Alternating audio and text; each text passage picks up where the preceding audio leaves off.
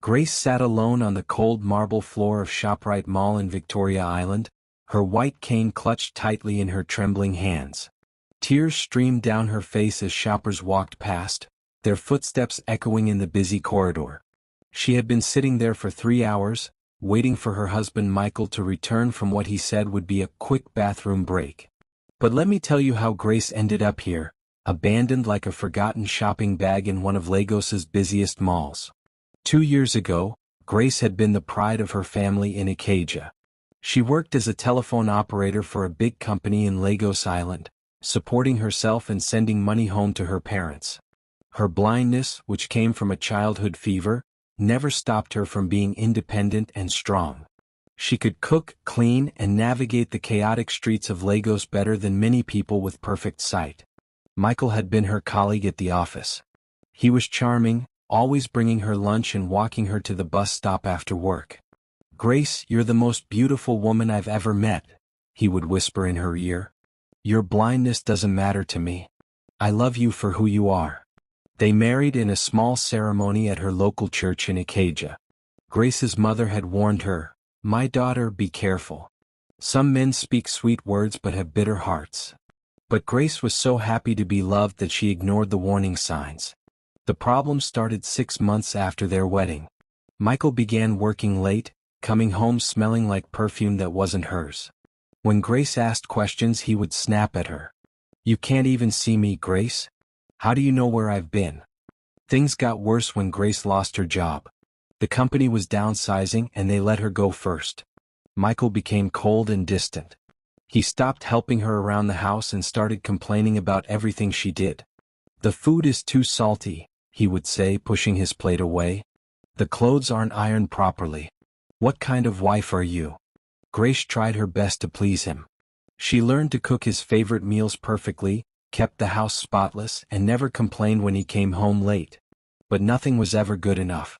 Last month, Michael started talking about his friend Linda from work. "She's so smart, Grace. She can see everything, do everything. Not like..." He never finished that sentence, but Grace knew what he meant. This morning, Michael had woken up in an unusually good mood. "Grace, let's go shopping today," he said sweetly. "I want to buy you something nice." Grace was so happy. Maybe things were getting better between them.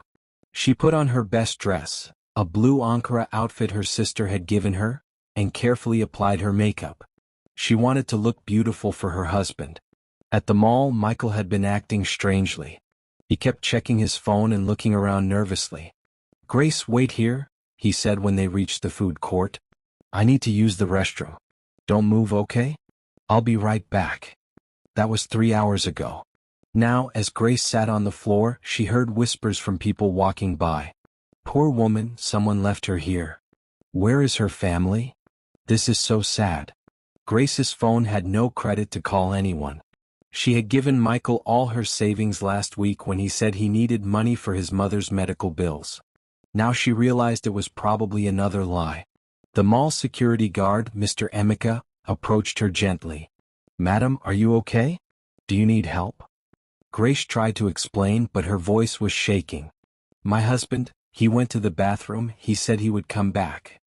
Mr. Emeka had been watching her for the past hour. He had seen this before. Men who abandoned their wives or girlfriends when they became inconvenient. His heart broke for this young woman. "Madam, let me help you," he said kindly. "Come, let's go to the security office. We can call someone for you." As Grace stood up with the guard's help, she didn't know that across the mall, a young man named David had been watching the whole scene unfold. David Johnson, son of Lagos State Governor James Johnson, had come to the mall to escape the pressures of his wealthy life. He often came here to observe ordinary people and their daily struggles. David had noticed Grace when she first arrived with Michael. He had seen the way her husband treated her, impatient, embarrassed, constantly looking around as if he was ashamed to be seen with her. David had grown up around powerful men who thought they were better than others, and he recognized that attitude immediately.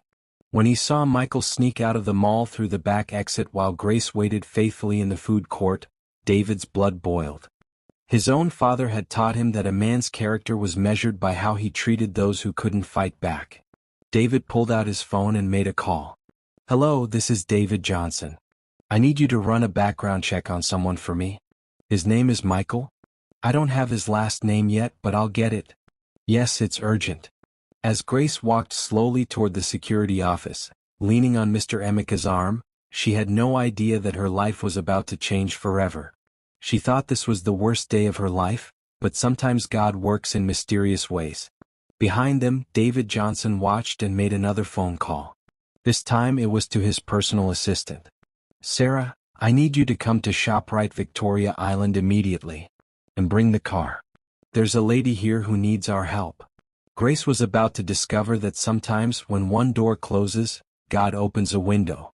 And sometimes that window leads to a palace. Can you believe what just happened?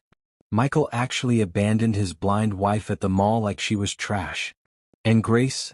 Oh, Grace has no idea that the governor's son has been watching everything. But here's what's going to blow your mind. David Johnson isn't just any rich boy. He has plans for Michael that will make your jaw drop.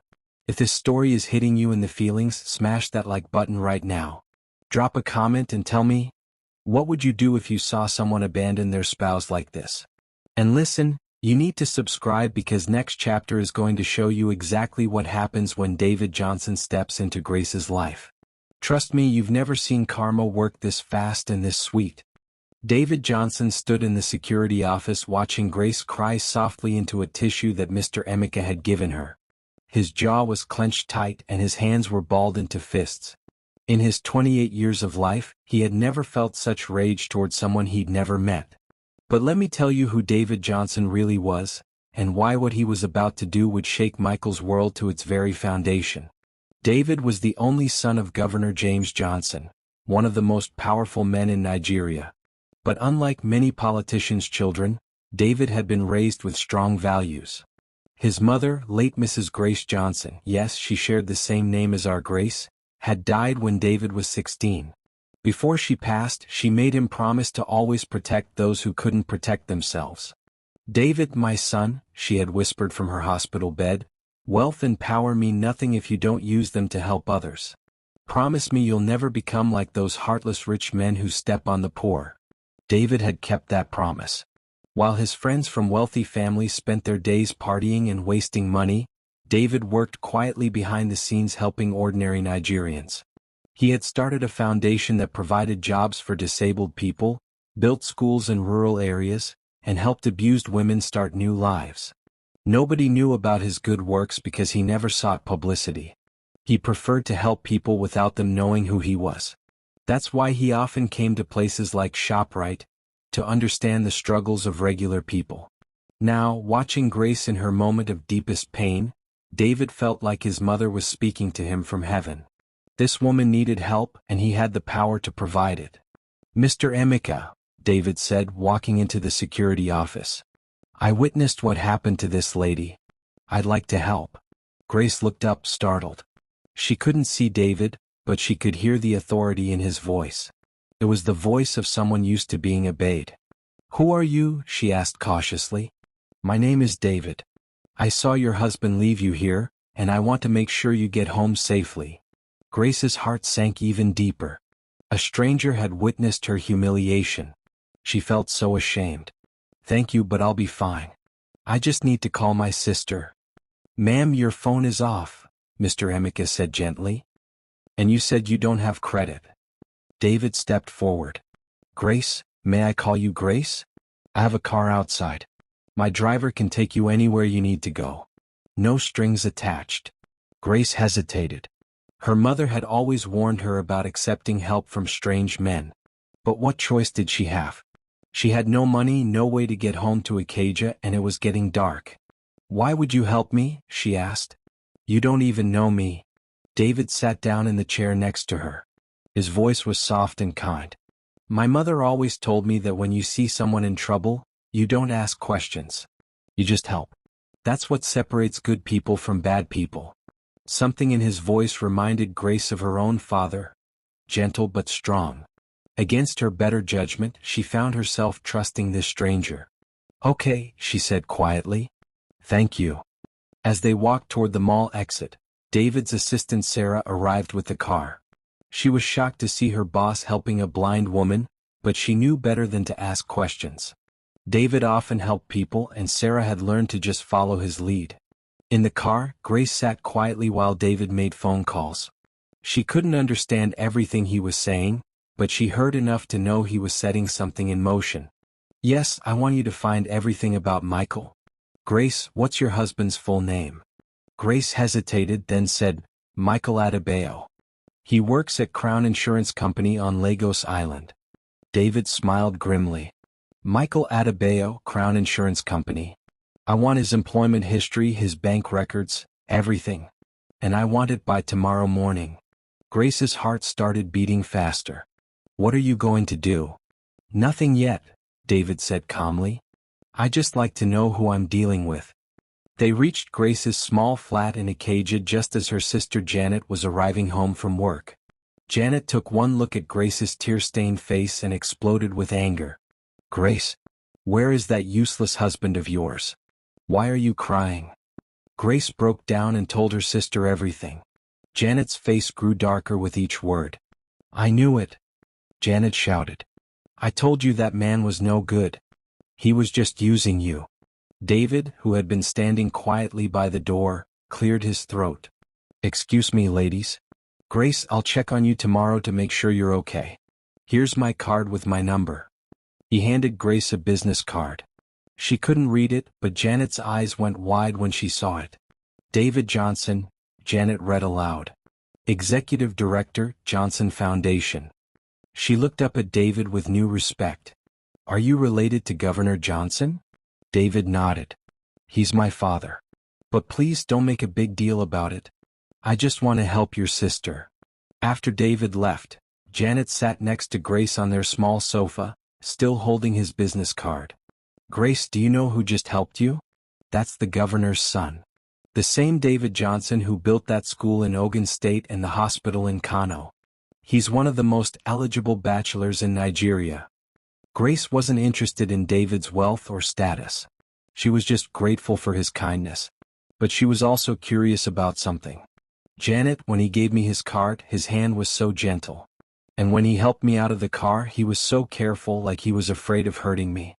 Most people grab blind people roughly, like we're made of stone. Maybe he's different, Janet said thoughtfully. Maybe God sent him to help you at exactly the right time. That night, Grace couldn't sleep. She kept thinking about the day's events. Michael's abandonment had broken her heart, but David's kindness had given her hope. She had no idea that in his mansion in Ikoyi, David was also awake, planning something that would change both their lives forever. David was on his laptop, reading the preliminary report his investigator had sent about Michael Adebayo. What he found made his blood boil even more. Michael had been stealing money from his company, cheating on Grace with multiple women, and had even taken out loans using Grace's name without her knowledge.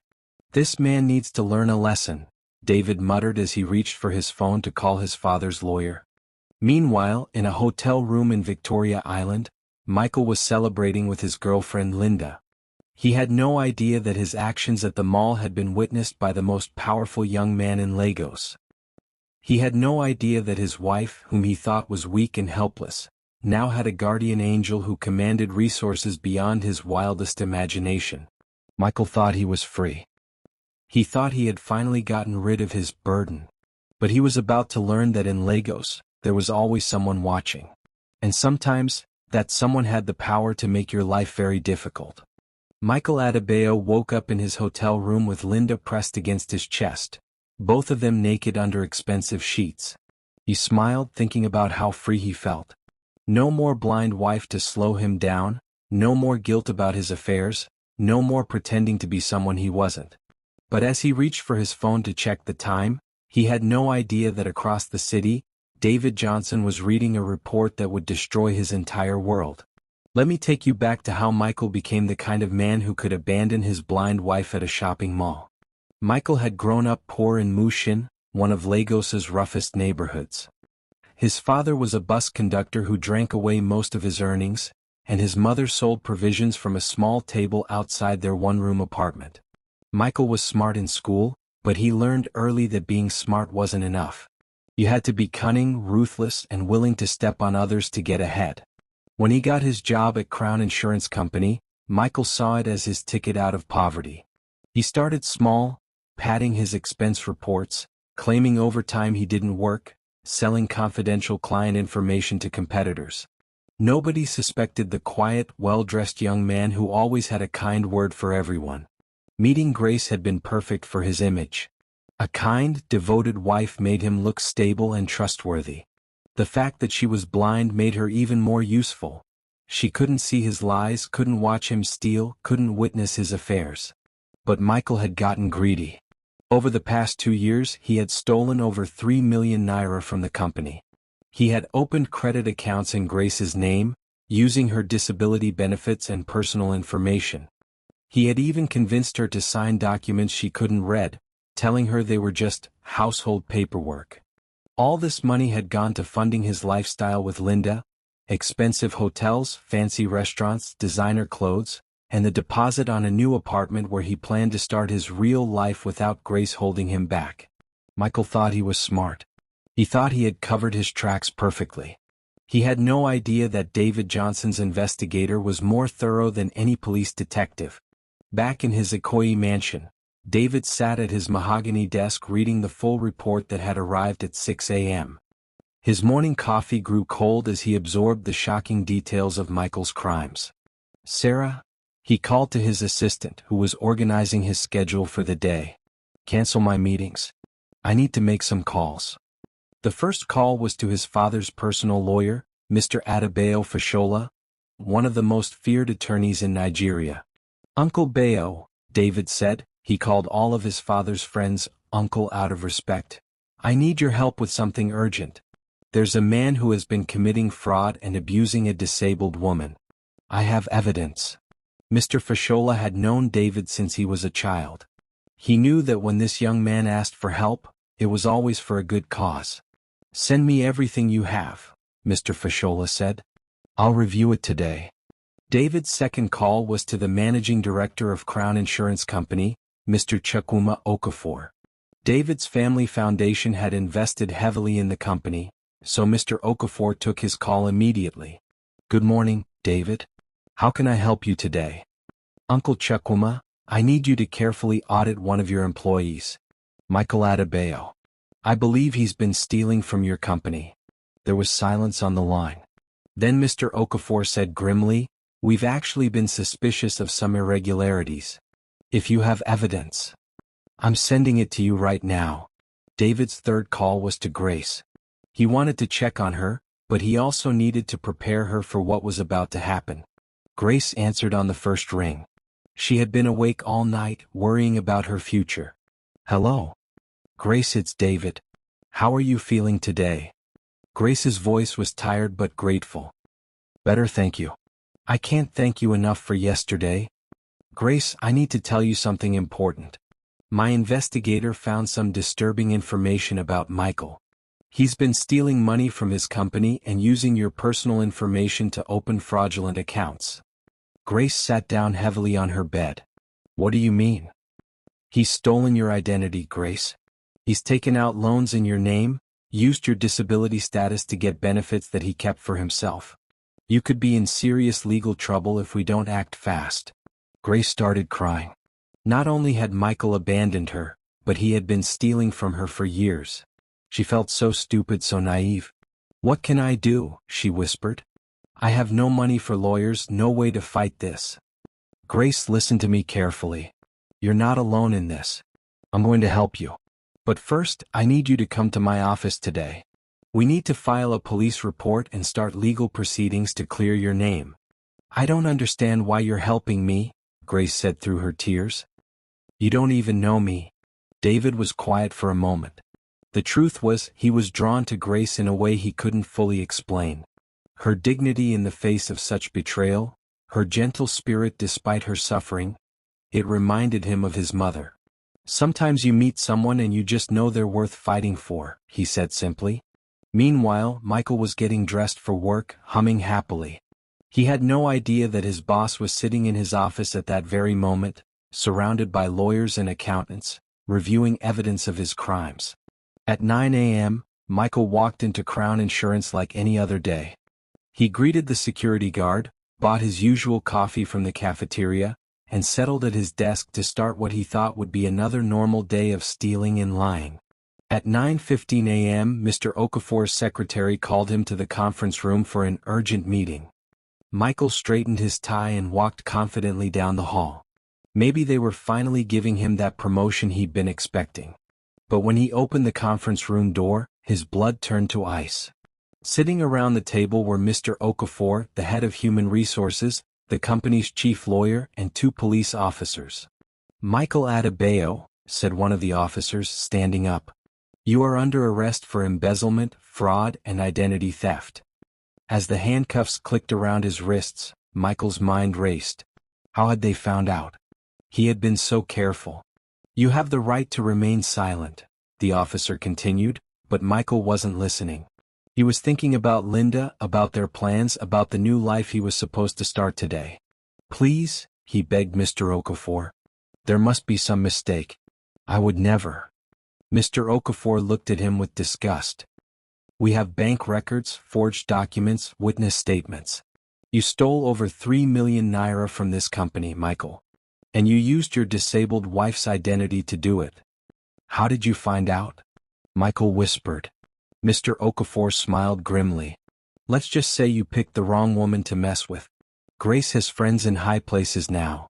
As Michael was led away in handcuffs, past his shocked co-workers, past the gossiping security guards, past the cleaning lady who shook her head in disappointment, he finally understood that his carefully constructed world was crashing down around him.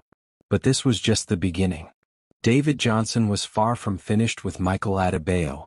The arrest was only the first move in a much larger game of chess, and Michael was about to discover just how powerful an enemy he had made.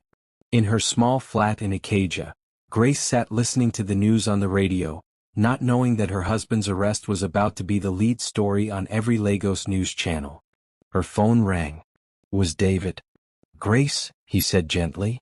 "It's done. Michael has been arrested. You're safe now." Grace started crying again, but this time they were tears of relief. "Thank you," she whispered. "Thank you so much." "Grace," David said, his voice soft with an emotion he couldn't name, "this is just the beginning. I promise you by the time I'm finished, Michael will regret the day he ever hurt you." Linda Chioma stared at the news report on her phone screen, her perfectly manicured hand trembling as she read the headline, "Crown Insurance Employee Arrested for N3 Million Fraud." Below the headline was Michael's photo. The same Michael who had promised her a new life, a new apartment, and freedom from her ordinary job as a bank teller. She was sitting in the expensive hotel room that Michael had paid for, surrounded by shopping bags filled with clothes and jewelry he had bought her just yesterday. Now everything made sense. The sudden wealth, the expensive gifts, the confidence with which he spent money she thought came from his successful business ventures. But let me tell you how Linda had become the other woman in this story, and why her world was about to come crashing down just as hard as Michael's. Linda had grown up in a middle-class family in Surulere.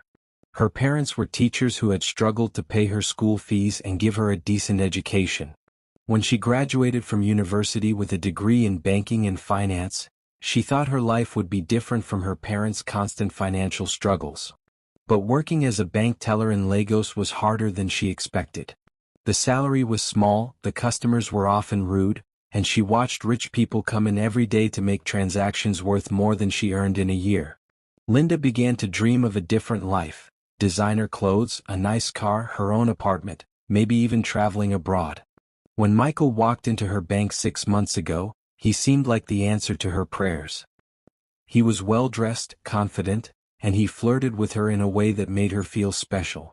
He told her he was an executive at an insurance company, that he was unhappily married to a woman who didn't understand him, and that he was planning to leave his wife soon. "Linda, you're too beautiful and smart to be stuck behind that teller window," he had whispered during one of their early dates. "I can give you a better life. Just be patient with me while I sort out my situation at home." Linda knew it was wrong to date a married man, but Michael was so convincing. He painted his wife Grace as a burden who held him back from his true potential. He never mentioned that Grace was blind. He just said she was dependent and couldn't take care of herself.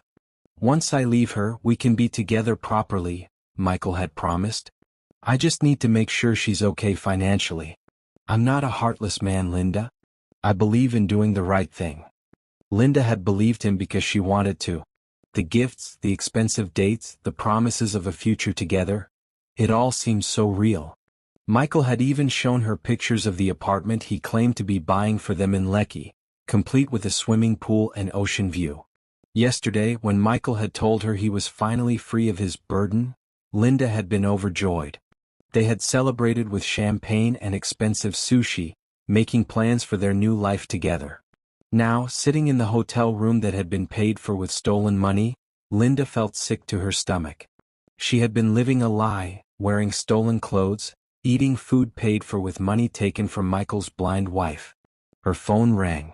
It was her friend Blessing, who also worked at the bank. Linda, did you see the news? Isn't that your boyfriend who got arrested? Linda's voice was barely a whisper. Yes, it's him. Girl, they're saying he stole millions of naira. And he was using his disabled wife's identity to commit fraud. Linda, please tell me you didn't know about this. Linda started crying.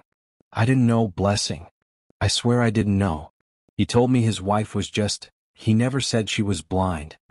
He never said he was stealing. Linda, you need to be careful. If the police think you were involved, you could be in serious trouble too. After hanging up, Linda sat on the bed, staring at all the expensive things around her. Every item represented a lie, a theft, a betrayal of an innocent woman. She thought about Grace, sitting at home not knowing that her husband was spending her money on another woman. Linda had always considered herself a good person. Yes, she had made the mistake of dating a married man, but she had convinced herself that Michael's marriage was already over. She had never intended to hurt an innocent woman, especially not a disabled one.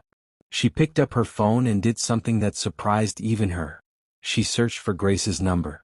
Meanwhile, Grace was at David's office in Victoria Island, sitting across from his massive mahogany desk as lawyers explained the legal proceedings that would clear her name and recover some of the money Michael had stolen. David watched Grace carefully as the lawyers spoke. Despite everything she had been through, she listened quietly, asked thoughtful questions, and maintained a dignity that impressed everyone in the room. She wasn't looking for revenge or trying to get more than what was rightfully hers. She just wanted her life back. Grace, said Mr. Fashola, we've frozen all of Michael's accounts and seized his assets. We should be able to recover most of the money he stole from you. But I have to warn you, this case will be in the newspapers. People will know your story. Grace nodded. I understand. I just want to make sure no other woman goes through what I went through. David felt his chest tighten with emotion. Even after being betrayed and abandoned, Grace's first thought was protecting other women from the same fate. There's something else, Mr. Fashola continued. Michael's girlfriend, Linda Chioma, has been trying to reach you. She wants to speak with you. Grace was quiet for a long moment. What does she want to say? She claims she didn't know about the fraud and she wants to apologize. She also says she has information that might help your case. David frowned. Grace, you don't have to talk to her. This woman was part of why Michael abandoned you. But Grace surprised them all. I want to hear what she has to say. Maybe she's another one of Michael's victims. 2 hours later, Linda walked nervously into David's office. She had expected to meet Grace alone, but when she saw the expensive office, the team of lawyers and David himself, she realized how much trouble Michael, and possibly she, was in. Grace was sitting in a chair near the window, her white cane resting against her knee. Even though she couldn't see Linda, she seemed to sense her presence. You must be Linda, Grace said quietly. Linda had prepared a speech, but when she saw Grace, really saw her, all her words disappeared. This wasn't the weak, burdensome wife Michael had described. This was a dignified, beautiful woman who had been betrayed by the man she loved. I'm so sorry, Linda whispered, tears streaming down her face. I'm so sorry for what I did to you. Grace was quiet for a moment. Did you know he was stealing money? No.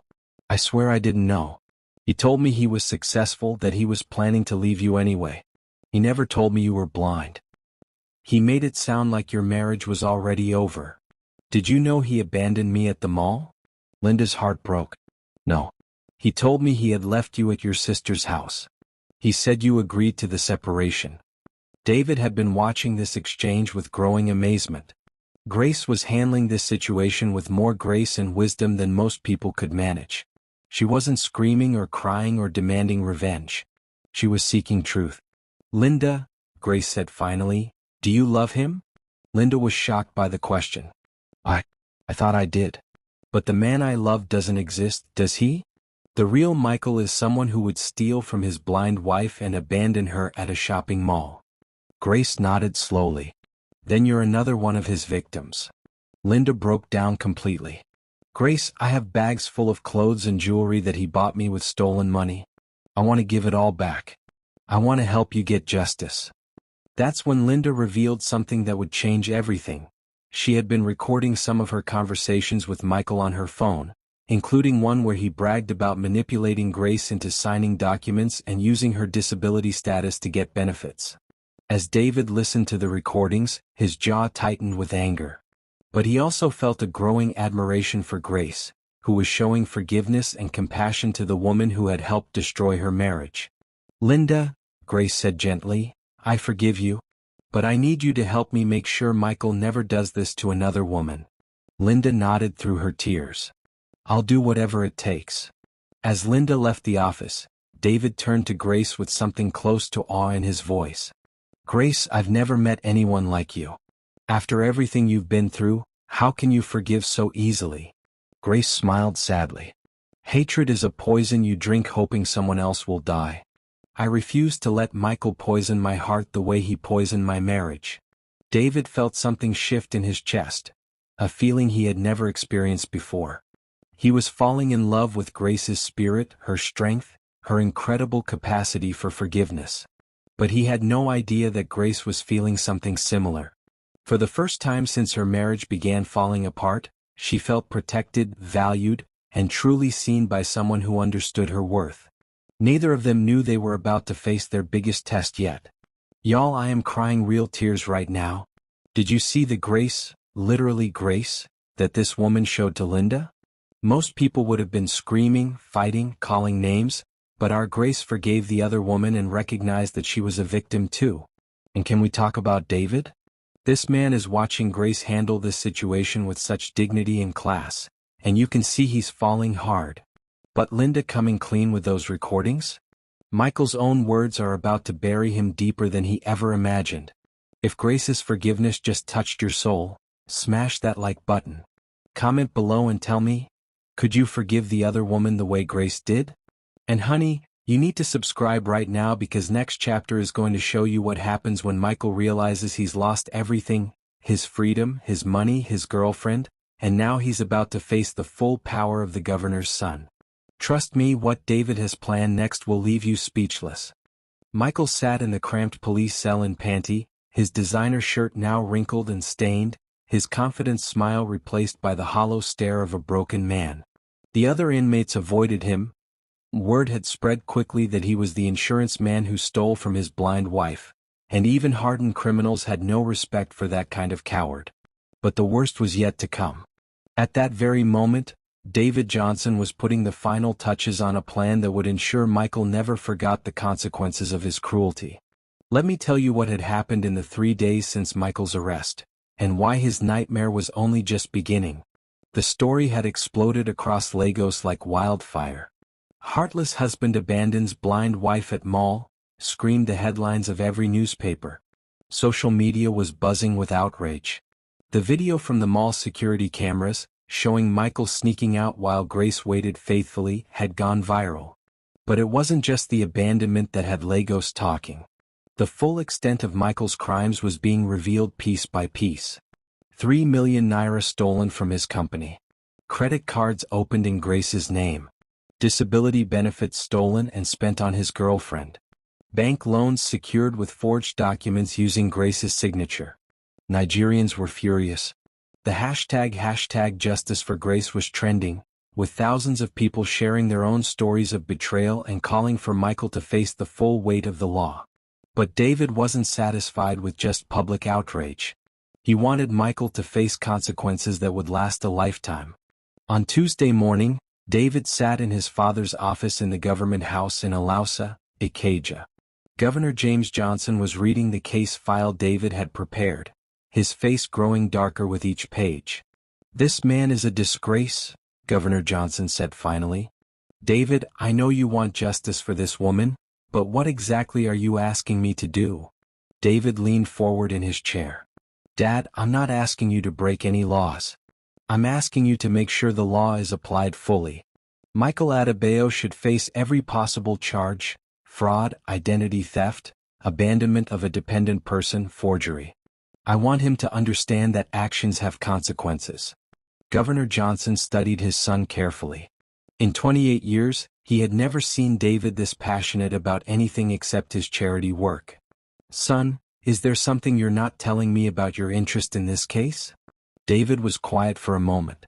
How could he explain that Grace had awakened something in his heart he didn't even know existed? How could he tell his father that he was falling in love with a woman he had known for less than a week? "Dad, she reminds me of Mama. The same strength, the same dignity in the face of suffering. The same capacity to forgive even when forgiveness isn't deserved." Governor Johnson's eyes softened. His late wife had indeed been a woman of extraordinary grace and strength. If David saw those same qualities in Grace, then perhaps this was more than just charity work. "What do you need from me?" "I need you to make sure the Attorney General's office prosecutes this case personally. I need you to make sure Michael gets no special treatment, no reduced charges, no plea bargains. And I need you to make sure that when he's convicted, he serves every day of his sentence." Governor Johnson nodded. "Consider it done." Meanwhile, in the cell, Michael was getting his first taste of what his future looked like. His cellmate was a man named Tund who had been convicted of armed robbery and was waiting for his appeal. "So you're the man who stole from his blind wife," Tund said, looking at Michael with disgust. "Even we thieves have standards, you know. We don't steal from our families." Michael tried to defend himself. "You don't understand. She was holding me back. I had dreams, ambitions." Tund spat on the floor. "Dreams? Your dream was to steal from a woman who couldn't see your lies? You're not a thief, brother. You're something worse, you're a coward." That afternoon, Michael's lawyer, Mr. Bayo Adeyemi, came to visit him with news that made Michael's blood run cold. "Michael, I've been reviewing your case and I have to be honest with you. The evidence against you is overwhelming. Bank records, security footage, witness statements, even recordings of you bragging about your crimes." "What recordings?" Michael asked, though his heart was already sinking. "Your girlfriend Linda has been cooperating with the prosecution. She recorded several conversations where you admitted to forging your wife's signature and using her identity to commit fraud." Michael felt the walls of the cell closing in on him. Linda had betrayed him too. "What are my options?" he whispered. Mr. Adeyemi shook his head grimly. "The Attorney General's office is handling this case personally. They're throwing everything at you: fraud, identity theft, abandonment of a dependent person, forgery, embezzlement. Michael, you're looking at 15 to 20 years in prison." Michael started shaking. "There has to be something we can do. A plea bargain, reduced charges." "I've tried. They won't negotiate. It's like someone with serious power wants to make an example out of you." That evening, Grace was having dinner with David at a quiet restaurant in Victoria Island. Over the past 3 days, they had spent hours together handling legal matters, and David found himself looking forward to these conversations more than anything else in his life. "Grace," David said, watching her carefully cut her fish with the precision that came from years of adapting to blindness, "how are you handling all the media attention?" Grace smiled sadly. "It's embarrassing knowing that the whole of Lagos is talking about how foolish I was to trust Michael. But maybe if my story helps other women recognize the signs of a man like Michael, then the embarrassment is worth it." David felt his heart squeeze with emotion. Even in her own pain, Grace was thinking about helping others. "You weren't foolish, Grace. You were trusting. There's a difference." "Was I, though? My mother warned me about Michael before we got married. My sister Janet never liked him. Maybe I ignored the signs because I was so desperate to be loved. David reached across the table and gently touched Grace's hand. Grace, listen to me. What Michael did to you wasn't about you not being good enough. It was about him being broken inside. A real man would have treasured you. Grace felt her cheeks grow warm at David's touch. In 3 days, this man had shown her more genuine care and respect than her husband had shown her in 2 years of marriage. David, why are you doing all this for me? You barely know me. David was quiet for a long moment. The truth was complicated. Yes, he wanted justice for Grace because it was the right thing to do. But somewhere along the way, his desire to help her had become something deeper. He was falling in love with her strength, her wisdom, her gentle spirit that somehow remained unbroken despite everything she had endured. Maybe some people are worth fighting for from the moment you meet them, he said simply. Grace felt her heart skip a beat. She had been hurt so badly by Michael that she had convinced herself no man would ever truly want her. But David made her feel valuable, protected, cherished in a way she had never experienced. Grace, David said softly, when this is all over, when Michael is in prison and you've gotten your life back, would you consider letting me take you to dinner? Not as your lawyer or your advocate, but just as a man who thinks you're extraordinary. Grace's breath caught in her throat. She had never expected to feel this way about anyone again, especially not someone as wealthy and powerful as David. But when she was with him, she didn't feel like a burden or a victim. She felt like a woman worthy of love. Yes, she whispered. I would like that very much.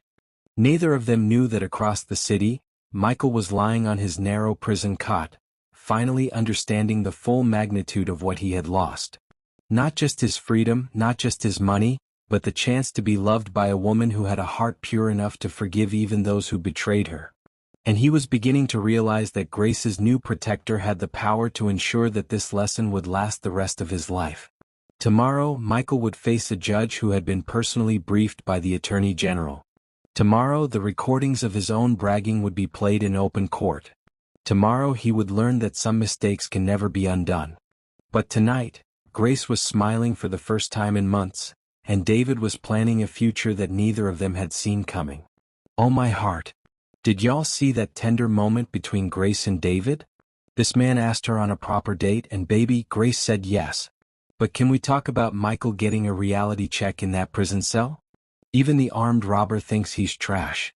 And honey, when the governor's son gets his daddy involved, you know Michael is about to face the full power of the Nigerian justice system.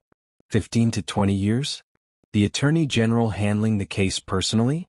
Michael thought he was smart, but he messed with the wrong family. If you're here for Grace and David's love story, smash that like button. Drop a heart emoji if you think they're perfect for each other. And listen, you absolutely must subscribe because next chapter is going to show you the courtroom drama that will have Michael begging for mercy. Plus, we're about to see Grace step into a world of wealth and power she never imagined. The Lagos High Court was packed beyond capacity, with people standing in the aisles and spilling out into the corridors. Everyone wanted to witness the trial of Michael Adebayo, the man who had abandoned his blind wife at a shopping mall and stolen millions from her. News cameras lined the back of the courtroom, and reporters scribbled frantically in their notebooks. Michael sat at the defendant's table in an orange prison uniform, his hands shackled, looking nothing like the confident man who had walked out of ShopRite Mall 2 weeks ago. His eyes were hollow, his face gaunt from stress and poor prison food. He kept glancing toward the gallery, hoping to see Linda's face among the crowd, but she was nowhere to be found. But let me take you back to what had happened in the days leading up to this moment, because the trial was only the beginning of Michael's reckoning. 3 days earlier, Grace had done something that shocked everyone. She had visited Michael in prison. David had strongly advised against it. Grace, you don't owe him anything. Why put yourself through that? But Grace had been adamant. I need to look him in the eye, well, you know what I mean, and tell him exactly what he did to me. I need him to hear it from my own mouth. So on a rainy Thursday afternoon, Grace walked into Panty Police Station with David by her side. The other visitors in the waiting room stared at her with a mixture of pity and admiration. Everyone in Lagos knew her story by now. When Michael was brought into the visiting room, He could barely look at Grace. She sat across from him with perfect posture, her white cane resting against her chair, her dignity intact despite everything he had put her through. "Hello, Michael," she said quietly. "Grace," he whispered, his voice cracking. "I'm so sorry. I never meant for things to go this far." "Didn't you?" Grace asked calmly. "When you forged my signature on those loan documents, what did you think would happen? When you used my disability benefits to buy gifts for your girlfriend, what did you think would happen? When you left me sitting on the floor of that mall for 3 hours, what did you think would happen?" Michael started crying. "I was scared, Grace. I felt trapped. I thought if I could just get enough money together, I could start over somewhere new. I thought you would be better off without me." "Better off?" Grace's voice rose slightly, the first crack in her composure. "Michael, I loved you. I would have done anything for you. I cooked your meals, cleaned your clothes, never complained when you came home late smelling like another woman's perfume. How was I better off being abandoned like garbage in a public place?" Michael was sobbing now. I know. I was selfish and stupid and cruel. Grace, please forgive me. Please don't let them destroy my life." Grace was quiet for a long moment. When she spoke, her voice was steady again. "Michael, I do forgive you. I forgive you because holding on to hatred will poison my heart. But forgiveness doesn't mean there are no consequences. You stole from me, you lied to me, you humiliated me, and you abandoned me when I needed you most. You need to face justice for what you've done." "Grace, please," Michael begged. "Tell them you don't want to press charges. You have influence now with the governor's son protecting you. One word from you could save me." Grace stood up slowly. "The Grace who would have saved you died on the floor of that mall, Michael. The woman sitting here today believes in justice." As she walked away, Michael called out desperately, "Grace? Grace, please. I love you." Grace paused at the door without turning around. "No, Michael. You loved what I could do for you. You never loved me." Now, sitting in the courtroom 3 days later, Michael understood that his last hope had walked away from him in that prison visiting room. The prosecutor, Ms. Adunni Oduya, one of Lagos State's most respected attorneys, stood to address the jury. She was known for her thorough preparation and her ability to make complex financial crimes understandable to ordinary people. "Ladies and gentlemen of the jury," Ms. Oduya began, "this case is about more than money. This is about a man who systematically betrayed and exploited the woman who trusted him most. The defendant, Michael Adebayo, didn't just steal money from his employer. He stole his wife's identity, her benefits, her dignity, and finally, her faith in love itself." The prosecutor walked over to a large screen where she began displaying evidence. Bank records, forged signatures, photographs of the expensive gifts Michael had bought Linda with stolen money. "The evidence will show that Mr. Adebayo stole over 3 million naira from Crown Insurance Company over a period of 2 years. But that wasn't enough.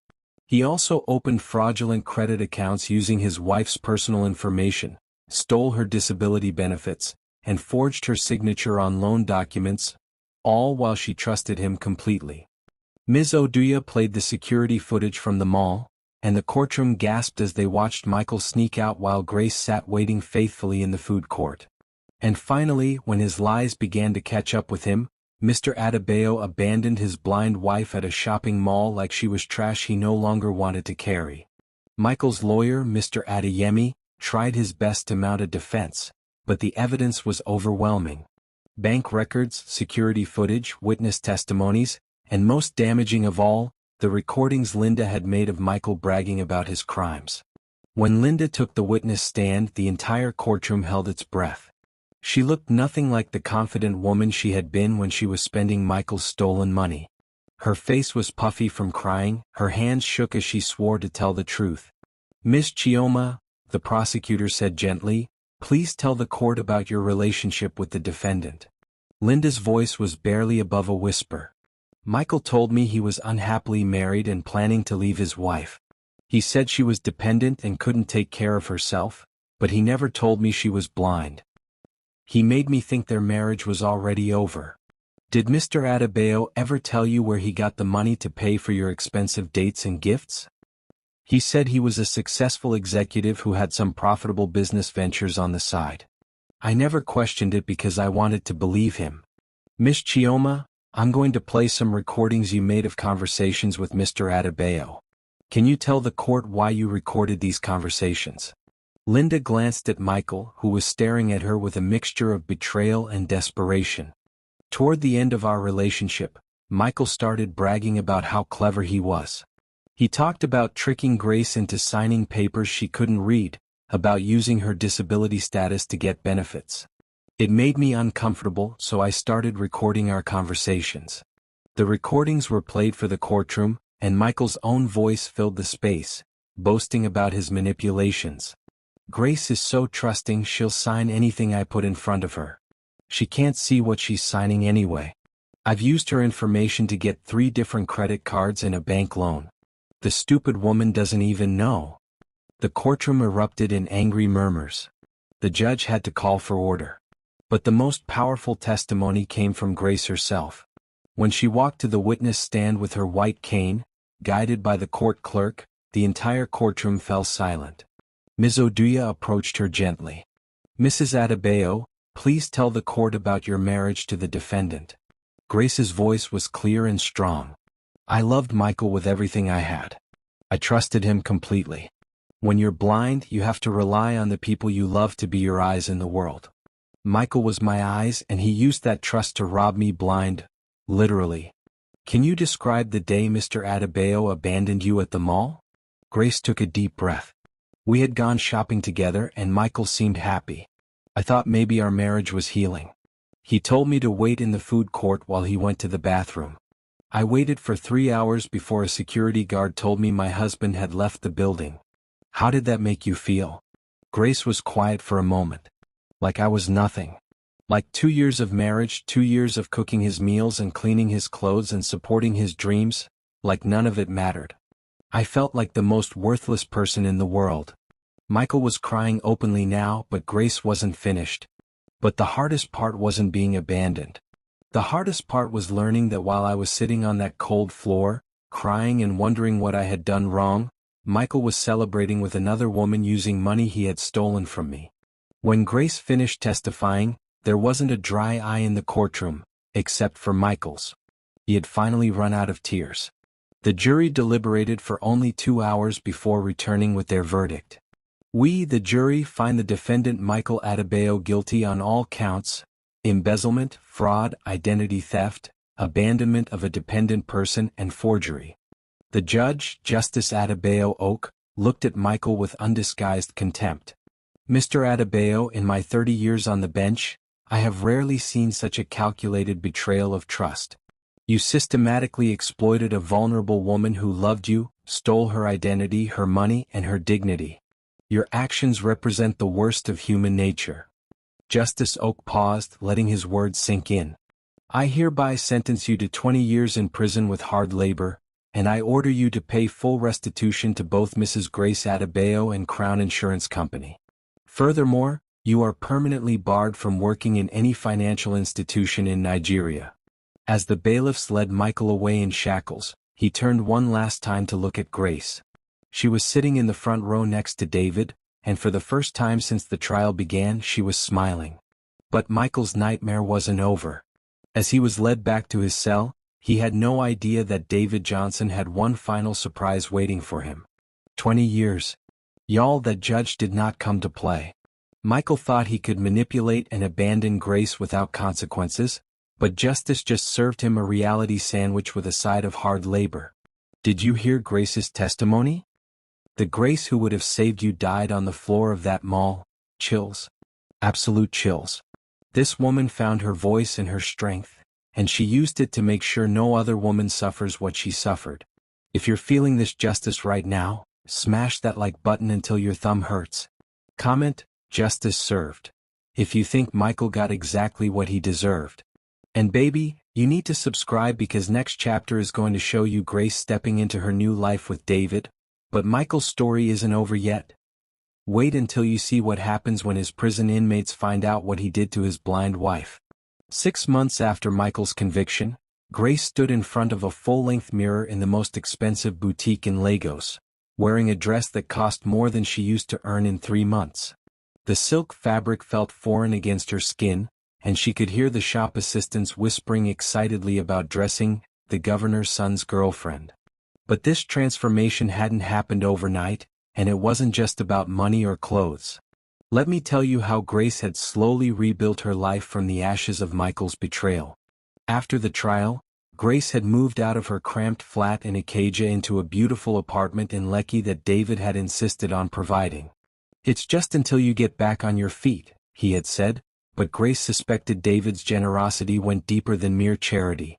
The legal proceedings had recovered most of the money Michael had stolen from her, plus compensation from Crown Insurance Company for their failure to detect the fraud earlier. For the first time in her adult life, Grace was financially independent. But more importantly, David had introduced her to opportunities she never could have imagined. Through his foundation, Grace had started working as a counselor for women who had experienced domestic abuse and financial fraud. Her story had inspired hundreds of women to come forward about their own situations. "Grace," David had said during one of their evening walks along the beach, "you have a gift for helping people heal from betrayal. Would you consider going back to school to get formal training in counseling?" Grace had been hesitant at first. "David, I'm 32 years old. I've been out of school for over a decade. And with my blindness—" "Grace," David had interrupted gently, "your blindness is not a limitation. It's a different way of seeing the world. Some of the most successful counselors I know are people who have overcome their own challenges." So Grace had enrolled in a psychology program at the University of Lagos, with David's foundation providing all the adaptive technology she needed. For the first time since childhood, Grace felt like she was growing, learning, becoming more than she had ever thought possible. The relationship between Grace and David had developed slowly, carefully. David was always respectful of Grace's healing process, never pushing for more than she was ready to give. Their first official date had been to a quiet restaurant where David had described every dish, every decoration, every person in the room until Grace felt like she could see it all through his eyes. "You know," Grace had said that night, "most people describe things for blind people like they're talking to children. You describe things like you're painting a picture for someone you respect." David had taken her hand across the table. "Grace, I don't see your blindness when I look at you. I see strength, intelligence, grace, all the things that make you extraordinary." Now, 6 months later, Grace was preparing for the Johnson Foundation's annual gala, an event that would officially introduce her to Lagos's elite society as David's girlfriend. "Grace, you look absolutely stunning," said the boutique owner, Mrs. Adunni Coker, adjusting the elegant navy blue gown. "Mr. David chose this dress perfectly. The color brings out your eyes." Grace smiled. David had indeed chosen the dress, spending an hour on the phone with Mrs. Coker describing exactly what he wanted. Something elegant but not flashy, sophisticated but not intimidating, beautiful but not overwhelming. As Grace's driver, yes, David had insisted she have a driver, pulled up to the Lagos Continental Hotel where the gala was being held, Grace felt butterflies in her stomach.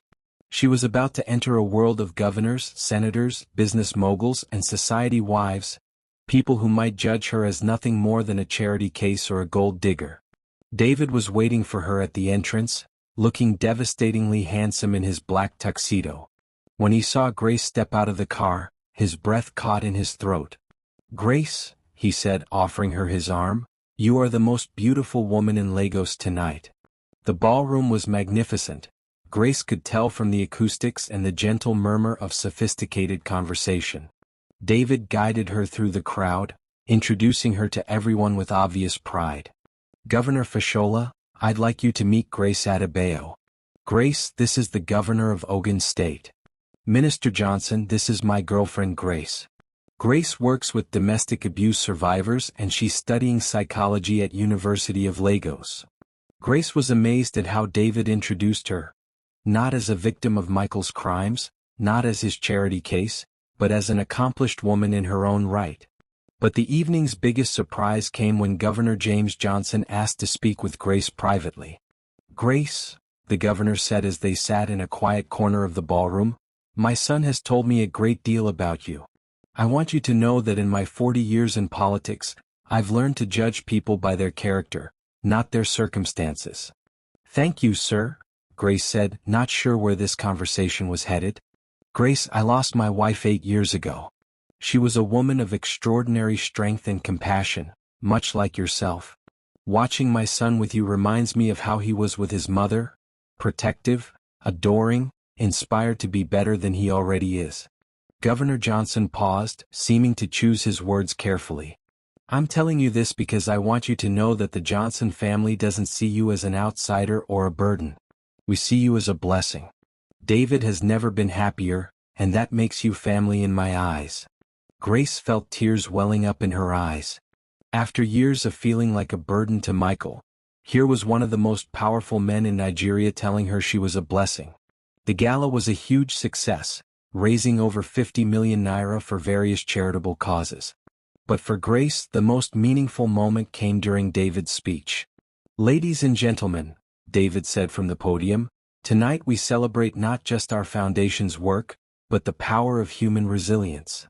6 months ago, I met a woman whose husband had abandoned her at a shopping mall.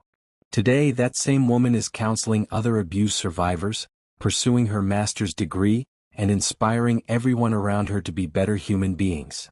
The crowd turned to look at Grace, applauding warmly. Grace Adebayo represents everything our foundation stands for. The belief that with support, respect, and opportunity, any person can overcome any obstacle and achieve extraordinary things. As the evening wound down, David and Grace stood on the hotel's balcony overlooking Lagos Harbor. The city lights sparkled like stars and Grace could smell the ocean breeze. David, Grace said, 6 months ago I thought my life was over. I thought no one would ever love me again, that I would never amount to anything more than Michael's discarded wife. David turned to face her, gently cupping her face in his hands. Grace, I need you to understand something. I didn't fall in love with you because I felt sorry for you. I fell in love with you because of who you are, your strength, your wisdom, your incredible capacity to forgive and heal and grow. You're not my charity case, Grace. You're the woman who makes me want to be a better man. Grace felt her heart overflow with emotion. I love you too, David. Not because you rescued me, but because you saw me when I couldn't see myself. As they kissed under the Lagos stars, neither of them knew that across the city, in a maximum security prison, Michael was learning the hardest lesson of his life. Prison had not been kind to Michael. His cellmate Tund had been transferred, and his new cellmate was a man named Segan who had been convicted of beating his wife. When Segan heard Michael's story, he had laughed bitterly. So you think you're better than me because you never hit your wife? Brother, what you did was worse than what I did. I beat my wife in anger, but you destroyed yours with calculation. You're a monster. The other inmates treated Michael like the coward he was. They had heard about Grace's testimony, about how she had forgiven him even after everything he had done. They couldn't understand how a man could betray such a woman. Michael spent his days in the prison laundry, his nights staring at the ceiling, replaying every moment of his marriage to Grace. He thought about her patience when he came home angry, her joy when he brought her small gifts, her unwavering support for his dreams and ambitions. He thought about the morning he had abandoned her at the mall, how excited she had been to spend the day with him, how carefully she had dressed to look beautiful for him. And he thought about the news reports he heard on the prison radio about Grace's new life, her work with abuse survivors, her studies, her relationship with David Johnson. Reports that described her as an inspiration, a symbol of strength and resilience. Michael finally understood what he had lost. Not just a wife, but a woman who would have loved him through anything, supported him through everything, forgiven him almost anything if he had only been honest with her. But understanding came too late. Grace had moved on to a life filled with love, respect, and purpose. And Michael had 19.5 years left to think about the greatest mistake of his life. Y'all, I'm not crying, you're crying. Did you see how David introduced Grace to Lagos society? Not as his charity case, not as Michael's victim, but as his accomplished, beautiful girlfriend. And that moment with the governor? We see you as a blessing. I'm done. But can we talk about Michael in that prison? Even the criminals think he's trash. And now he's listening to radio reports about Grace's amazing new life while he's washing prison laundry for the next 20 years. The poetry of this justice. If you're here for Grace and David's love story, smash that like button. Drop a crown emoji if you think Grace deserves this royal treatment. And honey, you absolutely must subscribe because coming chapter is going to show you something nobody saw coming. Grace gets a proposal, but there's a twist that will leave your JW on the floor. Grace sat in her psychology professor's office at the University of Lagos, her laptop open to a document that would change not just her life, but the lives of countless women across Nigeria. Dr. Kemi Adeli, her thesis supervisor, was reviewing Grace's research proposal with obvious excitement. "Grace, this is extraordinary work," Dr. Adeli said, flipping through the pages. "A comprehensive study on financial abuse in Nigerian marriages, with a focus on how men exploit women's trust and dependency? This could revolutionize how we understand domestic abuse in this country." But as Grace smiled at the praise, she had no idea that across town, David was in a jewelry store holding an engagement ring, planning a proposal that would shock everyone, including Grace herself. Let me tell you what had been happening in the months leading up to this moment, because Grace's journey from abandoned wife to accomplished woman was about to take its most surprising turn yet. For the past year, Grace had thrown herself into her studies and her work with abuse survivors. Her story had made her a minor celebrity in Lagos, and she received dozens of letters every week from women sharing their own experiences of betrayal and asking for advice. Grace had started a weekly radio program called Healing Hearts, where she counseled women who had experienced domestic abuse. Her gentle voice and practical wisdom had made the show one of the most popular programs on Lagos radio. "Remember, sister," Grace would say to callers, "a man who truly loves you will never make you feel small. Love builds you up. It doesn't tear you down." David often listened to the show from his office, amazed at how Grace had transformed her pain into purpose. The shy, broken woman he had met at the mall had become a confident advocate for women's rights. But their relationship hadn't been without challenges. Grace still struggled sometimes with feeling worthy of David's love. Lagos society could be cruel, and there were whispers that she was a gold digger who had trapped the governor's son with a sob story. "David," Grace had said one evening after a particularly nasty article in a gossip magazine, "maybe we should take a break. People are saying terrible things about you because of me." David had pulled her close, his voice firm with conviction. "Grace, I don't care what people say. I know who you are and I know what we have together. Anyone who can't see your worth doesn't deserve a place in our lives." The truth was, David had been planning to propose for months. He had his grandmother's engagement ring redesigned by the most exclusive jeweler in Lagos, adding tactile elements so Grace could feel the intricate details even though she couldn't see them. But David's proposal plans were complicated by something Grace didn't know. He had been offered a position as Nigeria's ambassador to the United States. "Son," Governor Johnson had said during a private conversation, "this appointment could be the beginning of a political career for you. But it's a big decision, especially now that you're serious about Grace." David had been torn. The ambassadorship was an incredible opportunity, but it would mean leaving Nigeria for at least 4 years. How could he ask Grace to leave everything she had built, her studies, her radio show, her work with abuse survivors? Meanwhile, Grace was dealing with her own dilemma. She had been accepted into a PhD program at Harvard University, a full scholarship to study domestic violence prevention. It was the opportunity of a lifetime, but it would mean leaving David in Nigeria behind for 3 years. "Janet," Grace confided to her sister over dinner, "I don't know what to do. This Harvard opportunity could change everything for my career, but I can't imagine being away from David for 3 years." Janet studied her sister carefully. "Grace, 2 years ago you were abandoned at a mall by a man who saw you as a burden. Now you're choosing between a PhD at Harvard and a relationship with the governor's son. Do you see how far you've come?" That evening, David came to Grace's apartment with a carefully planned surprise. He had arranged for her favorite meal to be prepared by a private chef, and he had filled the apartment with her favorite flowers, jasmine, whose scent she could enjoy even though she couldn't see their beauty. "David, what's all this for?" Grace asked, smiling as she inhaled the fragrant air. Grace, sit down. I need to tell you something important. Grace felt her stomach flutter with nervousness. David's tone was serious, almost formal. Grace, 18 months ago, I watched a man abandon you at a shopping mall. I saw you sitting on that cold floor, crying, and I felt something I had never felt before. A need to protect someone, to fight for someone, to love someone with everything I had. David got down on one knee, his voice shaking with emotion.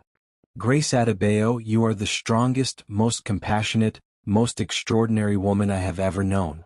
You took the worst thing that ever happened to you and turned it into a mission to help other women. You faced a courtroom full of strangers and told your truth with dignity and grace. You forgave when forgiveness seemed impossible. Grace gasped as she heard David's voice coming from below her, realizing he was kneeling.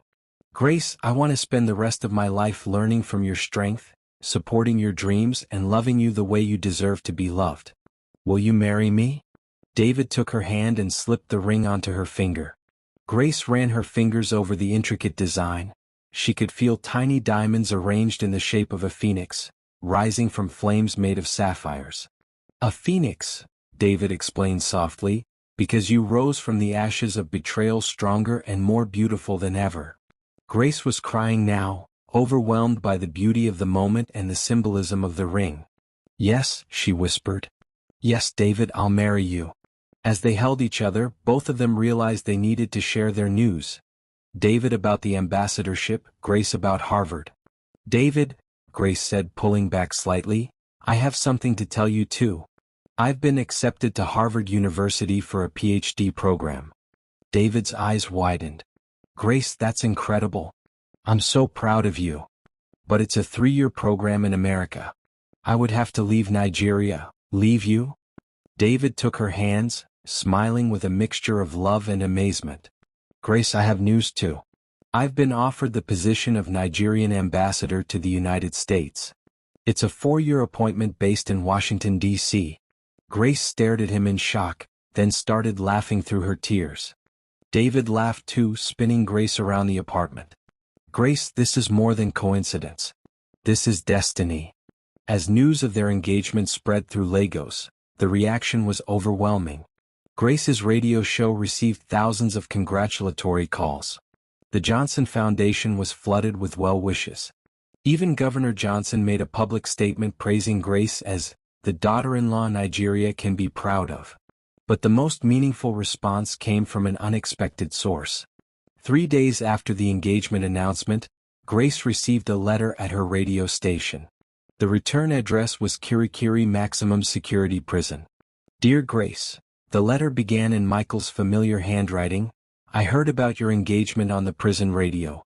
I want you to know that despite everything I did to you, despite all the pain I caused, I am genuinely happy for you. Grace continued reading, her heart heavy with complex emotions. I know I have no right to ask for anything from you, but I wanted to tell you how sorry I am. Not because I got caught, not because I'm in prison, but because I destroyed something beautiful. You loved me completely and I threw that love away for fool's gold. I've had 2 years to think about our marriage, about the woman you were and the man I failed to be. I understand now that you weren't holding me back. I was holding myself back with my greed, my lies, my cowardice. David Johnson is a lucky man, Grace. But more than that, he's a smart man. He saw what I was too blind to see, that you are a treasure worth protecting, a heart worth cherishing, a spirit worth celebrating. I pray that you find with him everything you deserved from me but never received. I pray that he loves you the way you deserve to be loved. And I pray that someday, you can forgive the foolish man who lost the best thing that ever happened to him. Congratulations on your engagement, Grace.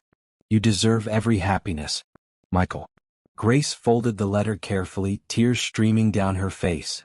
David, who had been reading it aloud to her, was quiet for a long moment. How do you feel about this? He asked gently. Grace was quiet, processing her emotions. Sad, she said finally. Sad that it took losing me for Michael to understand what he had. Sad that he learned to love me after it was too late to matter. Do you regret anything? David asked, and Grace could hear the vulnerability in his voice. Grace turned to face David, reaching up to touch his face with her gentle hands. "David, if Michael hadn't abandoned me at that mall, I would never have met you. If he hadn't stolen from me, I would never have gone to court and found my voice. If he hadn't betrayed me, I would never have learned how strong I really am." Grace smiled, her voice growing stronger with conviction.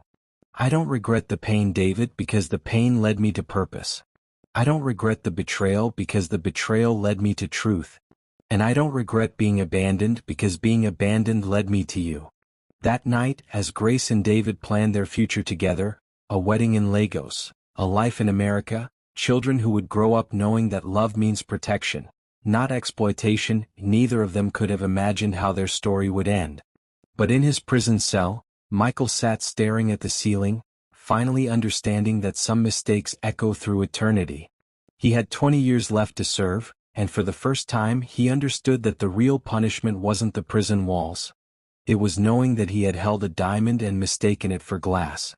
Grace had found her happily ever after, but her story was about to inspire something even greater than personal healing. Y'all? A phoenix ring? Did David just propose with a ring designed like a phoenix rising from ashes? And then they both had American dreams they were afraid to share. This is not coincidence, people. This is destiny writing the most beautiful love story. But can we talk about Michael's letter from prison? Finally apologizing, finally understanding what he lost. But honey, it's too late. Grace found her king, and Michael is writing letters from a prison cell realizing he threw away his queen. If this proposal just made your heart explode, smash that like button. Comment, Phoenix Rising, if you believe Grace deserves this fairy tale ending. And listen, you absolutely cannot miss next chapter because we're about to see Grace and David's wedding, but there's a surprise that will change everything about how their story impacts Nigeria. Lagos had never seen anything like it. The Cathedral Church of Christ on Lagos Island was decorated with thousands of white roses and baby's breath, and the guest list read like a who's who of Nigerian politics, business, and entertainment.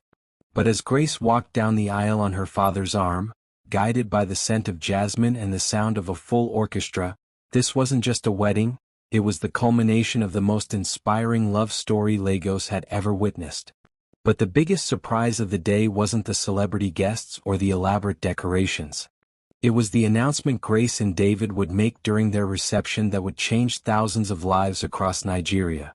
Let me take you back to the weeks leading up to this magnificent day, because Grace's transformation from abandoned wife to ambassador's bride had inspired something much bigger than anyone could have imagined. In the 3 months since their engagement, Grace and David had been overwhelmed by the response to their story. Letters poured in from across Africa. Women sharing their own stories of betrayal and recovery, young girls saying Grace had inspired them to value themselves, men writing to say Grace's story had made them examine their own treatment of women. "David," Grace had said one evening as they read through the latest batch of mail, "I think God allowed everything to happen to me for a reason. Maybe my pain was meant to heal other people's pain." That's when David had his idea. An idea that would turn their wedding into something much more significant than a celebrity celebration. "Grace, what if we used our wedding to launch something bigger?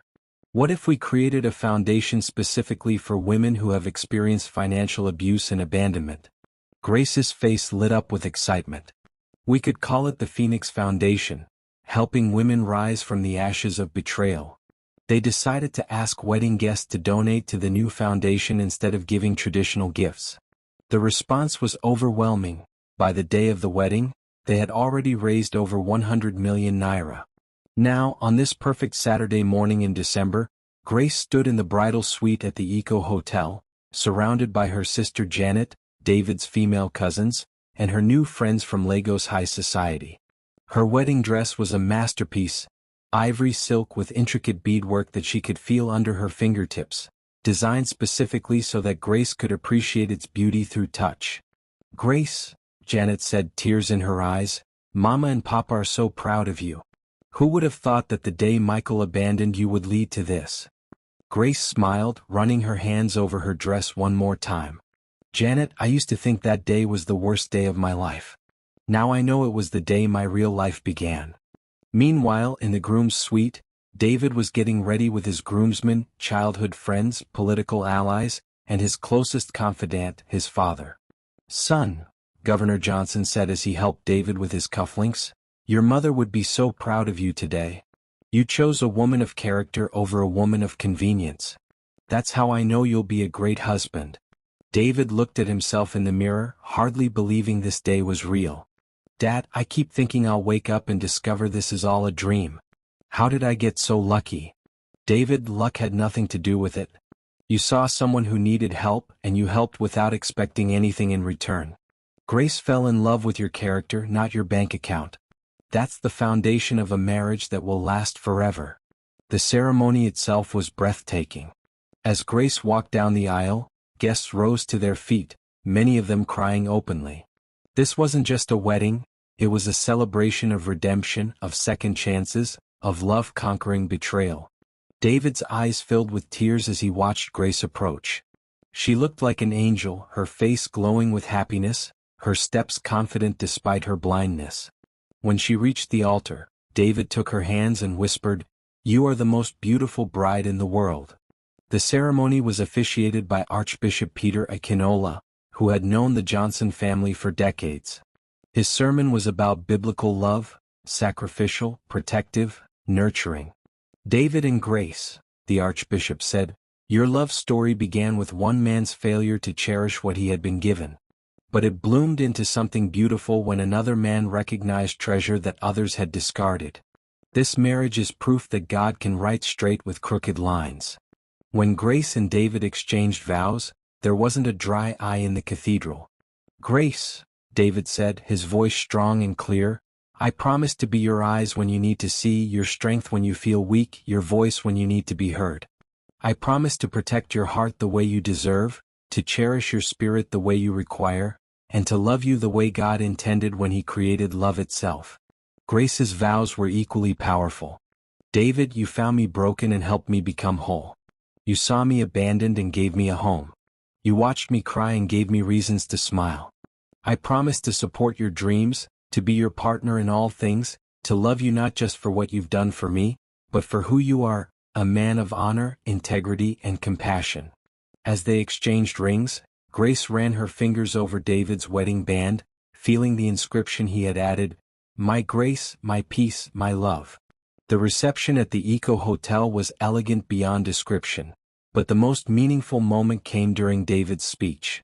"Ladies and gentlemen," David began, standing with his arm around Grace, 18 months ago, I witnessed an act of cruelty that changed my life forever. A man abandoned his wife at a shopping mall like she was trash he no longer wanted to carry. That woman was Grace, and that moment of cruelty became the beginning of the most beautiful love story of my life." The crowd applauded, but David wasn't finished. "Grace and I have learned that sometimes God allows terrible things to happen not to break us, but to break us open, to break open our hearts, our minds, our capacity for compassion. Today, we're announcing the launch of the Phoenix Foundation for Women's Economic Empowerment."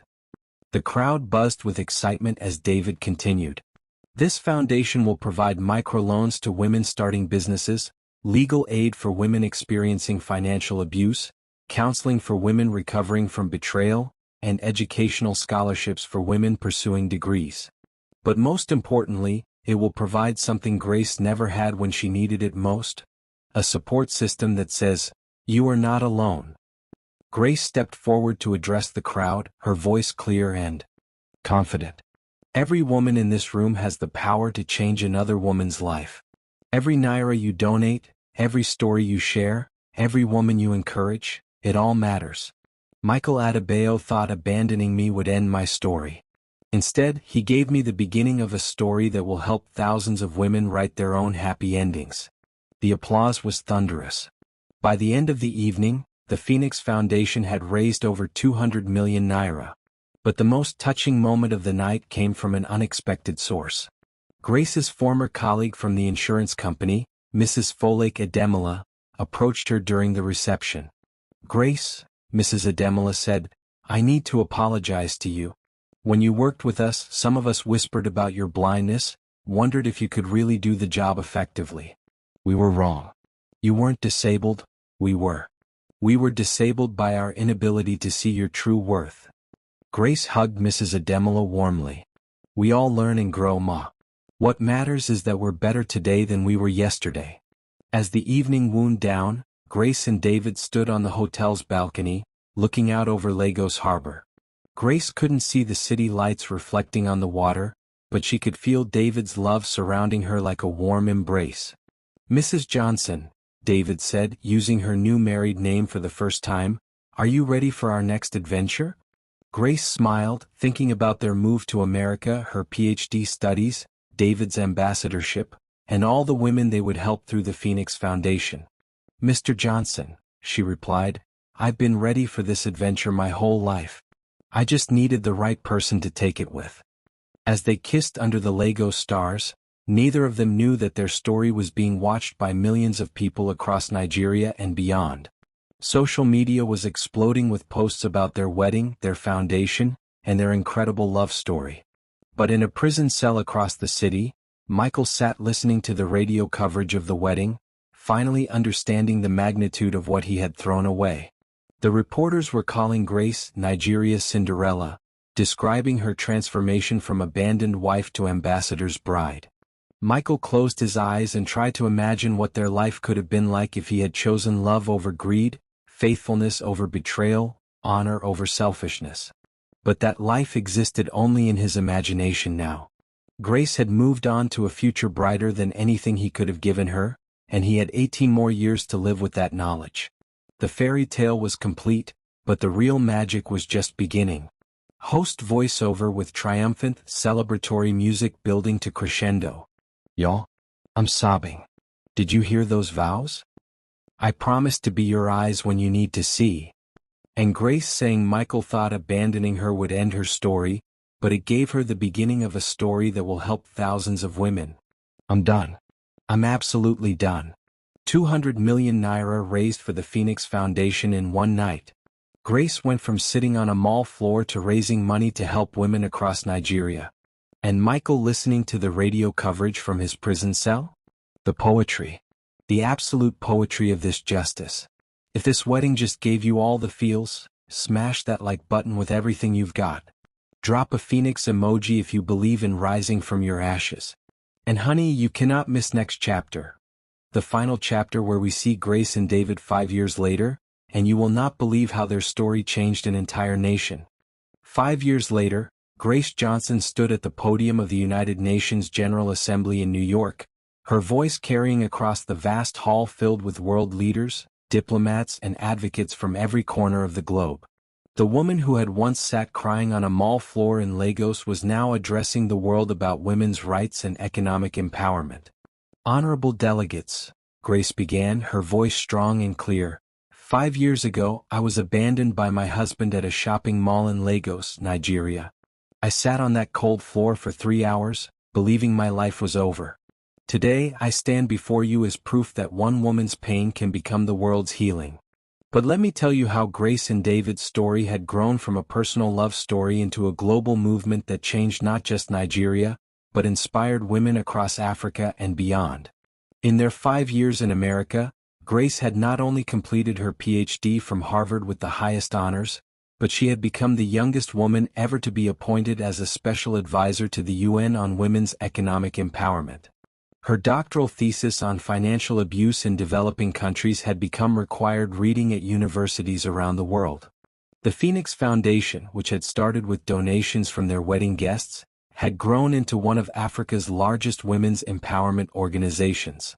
They had provided microloans to over 50,000 women, legal aid to tens of thousands more, and scholarships to hundreds of young girls pursuing higher education. But the Foundation's most innovative program was the Grace Centers, safe spaces in major Nigerian cities where women experiencing domestic abuse could receive counseling, legal aid, financial assistance, and job training. Each center was staffed partly by women who had overcome their own experiences with abuse, creating a network of support that grew stronger with each woman who found healing. David, meanwhile, had excelled as Nigeria's ambassador to the United States, strengthening diplomatic ties and attracting billions of dollars in investment to Nigeria. But those who worked closely with him knew that his greatest pride wasn't in his political achievements. It was in watching his wife transform from victim to victor to global advocate. Their marriage had only grown stronger over the years. They had faced the normal challenges of any couple: busy schedules, different opinions, the pressures of public life. But their foundation of mutual respect and genuine love had proved unshakable. "Grace," David often said during interviews about their relationship, "saw me not as the governor's son or as Nigeria's ambassador, but as a man who needed to love someone worthy of love. She made me better than I knew I could be." Grace always responded, "David didn't rescue me from my circumstances. He loved me until I was strong enough to rescue myself." Now, as Grace concluded her speech to the UN, she shared the news that would cement their legacy forever. "Today, I'm proud to announce that the Phoenix Foundation is launching the Global Women's Recovery Network, a partnership with the United Nations that will establish Phoenix centers in 20 African countries over the next 5 years. We will provide microloans, legal aid, counseling, and education to 1 million women by 2030. The applause was thunderous. In the gallery, David watched with tears in his eyes as delegates from around the world gave his wife a standing ovation. But Grace wasn't finished with her surprises. "I also want to share some personal news. My husband and I have been blessed with the news that we're expecting our first child, a daughter we plan to name Hope." David had to steady himself against the gallery railing. Grace had planned this announcement as a surprise, wanting to share their joy with the world in the same speech where she announced their expanded mission. After the speech, as Grace and David walked through Central Park hand in hand, Grace reflected on the incredible journey that had brought them here. "David, do you remember what you said to me that first day in the security office at ShopRite? You said sometimes you meet someone and you just know they're worth fighting for." David squeezed her hand gently. "I meant every word. But Grace, I had no idea then that fighting for you would teach me how to fight for so much more, for justice, for other women, for a better world. Sometimes I wonder what would have happened if Michael had never abandoned me," Grace mused. David stopped walking and turned to face his wife. "Grace, I believe everything happens for a reason. Michael's cruelty revealed your strength. Your pain became your purpose. Our love became a love that serves others. Maybe that was always the plan." Meanwhile, back in Nigeria, the story of Grace and David had become legend. Their love story was taught in schools as an example of how individuals could create positive change. The Phoenix Foundation's work had inspired dozens of other organizations focused on women's empowerment. And in Kirikiri Maximum Security Prison, Michael Adebayo sat in the library reading about his ex-wife's UN speech in a Nigerian newspaper. He was now 38 years old, with 13 more years left on his sentence. Prison had changed him, not just physically but spiritually and emotionally. Over the years, Michael had become something he never was during his marriage to Grace: a man of genuine faith and remorse. He had completed his high school education in prison, earned a bachelor's degree through correspondence courses, and had become a counselor for other inmates struggling with guilt and regret. Michael had written hundreds of letters to Grace over the years, but he had never sent them. He knew she had moved on and he didn't want to intrude on her happiness. But he kept writing, partly as therapy, partly as penance. His latest letter, dated the day after Grace's UN speech, read, "My dearest Grace, I watched coverage of your UN speech on the prison television today, and I felt so many emotions I don't have words for them all. Pride, regret, joy, sorrow, all mixed together in my heart. You were always extraordinary, Grace. I was just too selfish and stupid to see it. When I watched you on that screen, addressing world leaders, announcing that you're going to help 1 million women, I finally understood who you really were all along. Not my burden but my blessing. Not my limitation but my inspiration. I know you'll never read this letter, and that's okay. I'm not writing for forgiveness or reconciliation. I'm writing because I need you to know, even if you never hear it, that watching you become who you were meant to be is the only light in my darkness. Your daughter will grow up knowing she has a mother who turns pain into purpose, who transforms betrayal into blessings, who shows the world that no woman is ever too broken to rebuild herself stronger than before. I pray for you every day, Grace. Not for us. That dream died the day I walked out of that mall. But for you, for David, for your daughter, for all the women whose lives will be changed because you refused to let my cruelty define your destiny. You rose from ashes and became a phoenix. You took the worst thing that ever happened to you and made it the best thing that ever happened to thousands of other women. I will spend the rest of my life knowing that I held a diamond and threw it away. But I will also spend the rest of my life grateful that someone else recognized your worth and gave you the love you always deserved. Congratulations on everything, Grace. You are exactly who you were always meant to be. With eternal regret and eternal respect, Michael.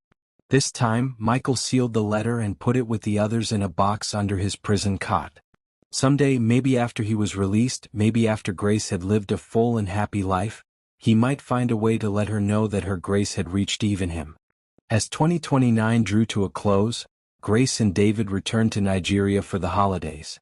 They visited the Phoenix Foundation headquarters in Lagos, where they saw walls covered with photos of women who had rebuilt their lives with the foundation's help. There was Amaka, the widow who had started a successful catering business with a microloan.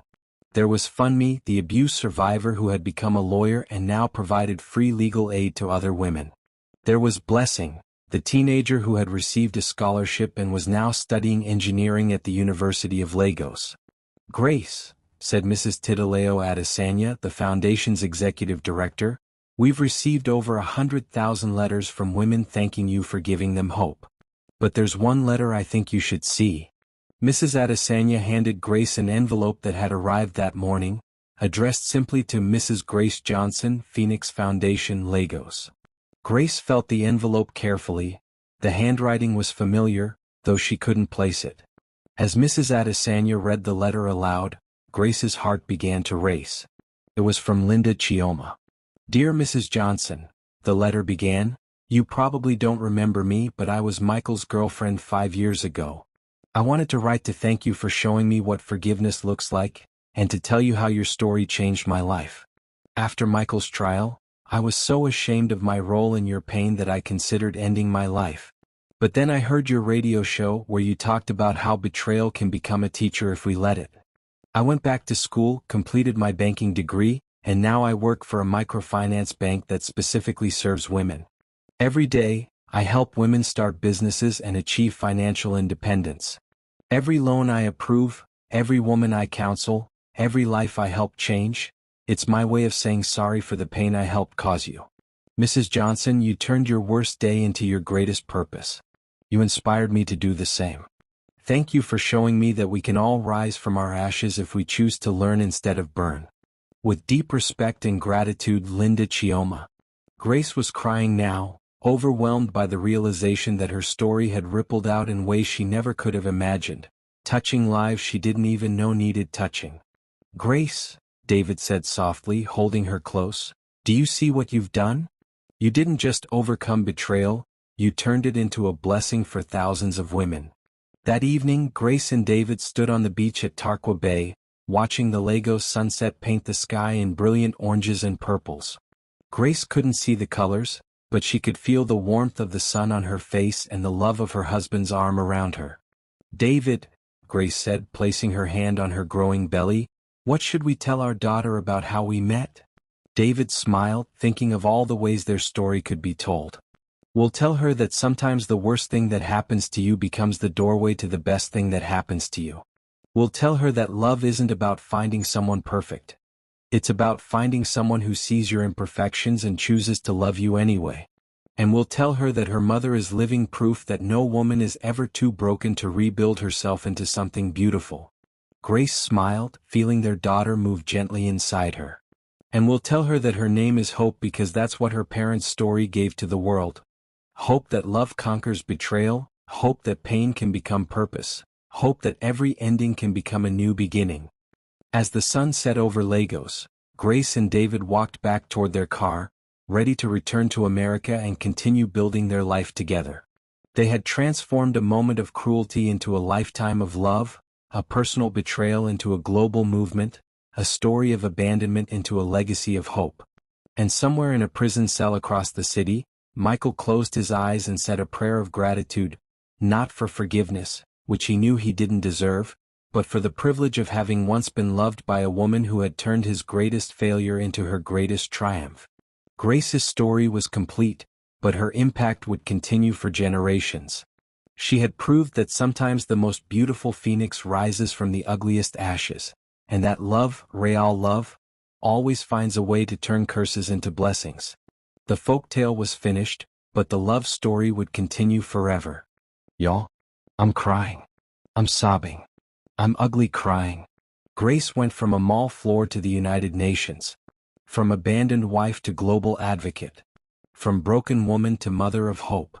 And Michael writing letters he'll never send, finally understanding he held a diamond and threw it away. The poetry. The absolute poetry. But this isn't just Grace's story. This is every woman's story. This is proof that your worst day can become the doorway to your best life. This is proof that love, real love, doesn't just heal you, it makes you a healer. If Grace's story just changed your life, smash that like button until it breaks. Drop a phoenix emoji if you're ready to rise from your own ashes. Comment, I am Grace, if this story made you realize your own strength. And honey, subscribe because Grace's story proves that every ending is just a new beginning waiting to happen. The Phoenix Foundation is fictional, but organizations like it exist everywhere. If Grace's story inspired you, find ways to help women in your own community rise from their ashes. Because that's how folktales become reality, when we decide to live the lessons they teach. The end. This folktale is dedicated to every woman who has ever felt abandoned, betrayed, or broken. You are not the end of your story, you are the author of your comeback.